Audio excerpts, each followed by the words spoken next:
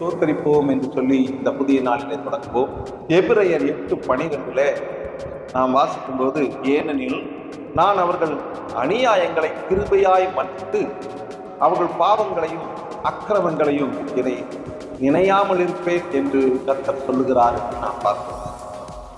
தேவனுடைய பிள்ளைகள் உண்மையாய் மனம் திரும்பி தங்கள் பாவங்களில் இருந்து விலக வேண்டும். உலக காரியங்களில விலகி ஜீவிக்க வேண்டும். உலக வழிகளிலே அவர்கள் விலகி சுதந்திரமாயிருக்க வேண்டும். அவர்கள் எந்தெந்த காரியங்களிலே உலகத்தில் இருக்கக்கூடிய எதிர்நீச்சல் நீந்த வேண்டும். அவர்கள் உலகத்திலே உற்சாகமாயிருக்க வேண்டும். அவர்கள் உலகத்திலே உண்மையாக வாழ வேண்டும்.